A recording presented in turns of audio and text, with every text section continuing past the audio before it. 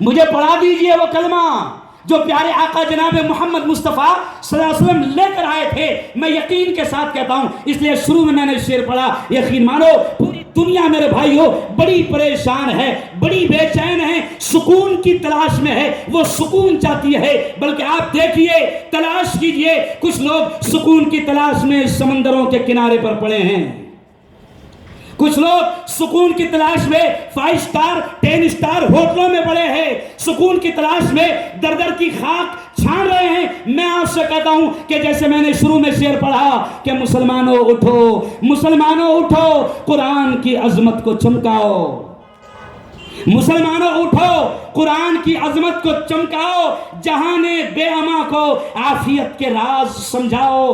زمانہ آج بھی قرآن ہی سے فیض پائے گا, مٹے گی ظلمت شب اور سورج جگمگائے گا. نہ گھبراؤ, نہ گھبراؤ مسلمانوں, خدا کی شان باقی ہے, ابھی اسلام زندہ ہے, ابھی قرآن باقی ہے. آپ دیکھیے لوگ سکون کی تلاش میں. عصر کے بعد مولانا میں نے موبائل ہاتھ میں لیا, ایک ویڈیو کلپ آئی, میں نام نہیں لوں گا, فلم کی بڑی ایکٹر فلم کی مفتی صاحب, اور وہ ایکٹر یہ کہہ رہی ہے کہ میں جب بھوپال میں آتی ہوں, میرے شہر میں آتی ہوں, بمبئی سے ایکٹنگ کر کے جب میرے شہر میں آتی ہوں تو کچھ وقت ایسا ہے جو میں خاص کر لیتی ہوں. اور وہ وقت کون سا ہے؟ تو وہ کہتی ہے کہ جب سورج غروب ہوتا ہے تو میں اپنے گھر کے ٹیرس پر چلی جاتی ہوں, چھت پر چلی جاتی ہوں, اور بھوپال شہر جو میناروں کا شہر بھی ہے, مسجدوں کا شہر بھی ہے, وہ ایکٹر کہتی ہے کہ میں بڑی پریشان ہوتی ہوں تو میں اپنے گھر کے ٹیرس پر چلی جاتی ہوں, اور غروب کے وقت میں جب سورج غروب ہوتا ہے اس وقت پورے بھوپال میں چاروں طرف سے اللہ اکبر کی آوازیں آتی ہے. میں چھت پر سکون سے بیٹھ جاتی ہوں, اور تقریباً 8 سے 10 منٹ وہ اللہ اکبر کی صدائیں جب چاروں طرف سے آتی ہے تو میرے قلب, میرے دل کو سکون ملتا ہے. اذان میں سکون مل رہا ہے. افسوس کیا ہے, میں کلیئر کہہ رہا ہوں, ذہن منتشر ہے. مولانا کی محبت میں یہاں تک کہ پہنچے ہیں, صبح سے بیٹھے ہیں, ذہن منتشر ہے, لیکن چند باتیں, کیونکہ ہمارا یہ بھی یقین ہے کہ بلوانے والی ذات کس کی ہے؟ ارے بولو زور سے, اللہ کی.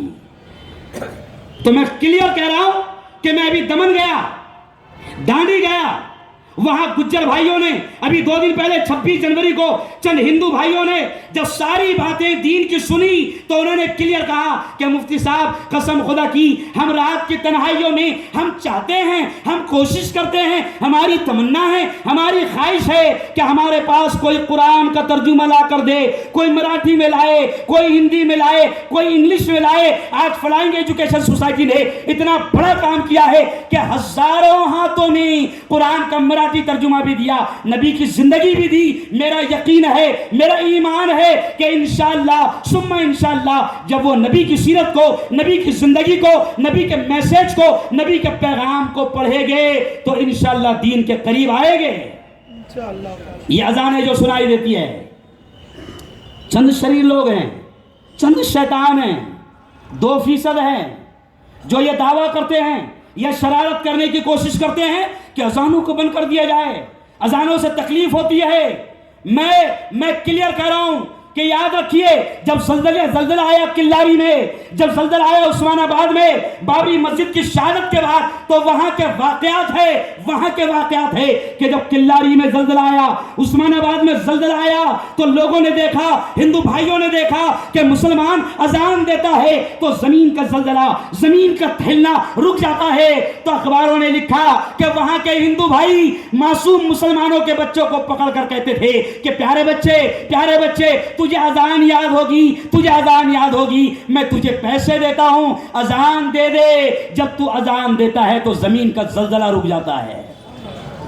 میں اشارے اس لیے کر رہا ہوں کہ قصور ہمارا ہے, غلطی ہماری ہے کہ ہم نے دین کی دعوت کو, اسلام کے صحیح میسج کو, صحیح پیغام کو نہیں پہنچایا. ڈاکٹر رفیق صاحب نے صبح نام لیا ڈاکٹر ستیہ پال کا, بابا ستیہ نام پال کا, پونا میں اعظم کیمپس میں بابا ستیہ نام داس جی ہمارے ساتھ موجود.